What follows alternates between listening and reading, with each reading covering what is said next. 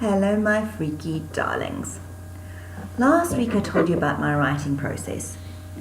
This week is a bit of a follow-on to the whole nobody owes you thing, but deals more with a piece of advice I wish I'd been given when I first started.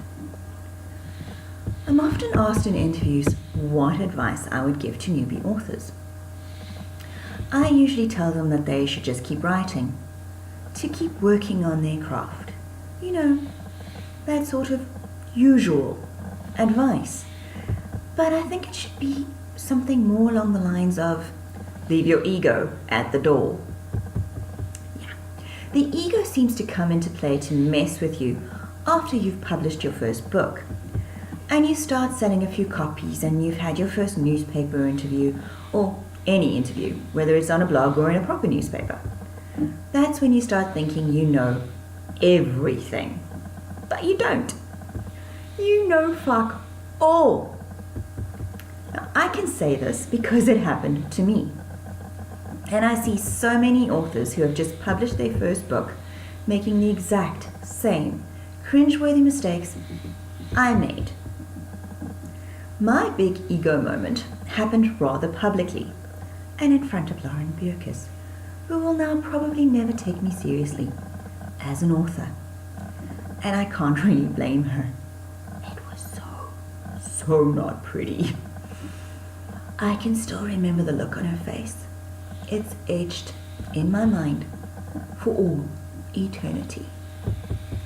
I thought that after having written my first novel and being published and having a few short stories in some decent anthologies and having been on a panel at an international convention, that I was the shit, that I knew everything about writing horror.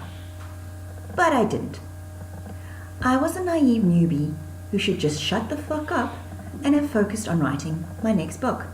But instead, I let my ego out to play, which was a bad idea. So, my advice to newbie authors who have just published their first book and think they're awesome: do yourself a favor. Leave your ego at the door. Shut the fuck up and write your next book. You'll thank me later. I promise. And I should probably also shut the fuck up now and get back to focusing on writing the next book. Because, like Jon Snow, I know nothing. Anyway, next week I'll be going into my depressing sales figures for January. But, as per usual, if there is anything you would like me to voice my opinion on, if you really want me to voice my opinion on, please let me know by leaving a comment down below and I'll get to it in a subsequent video.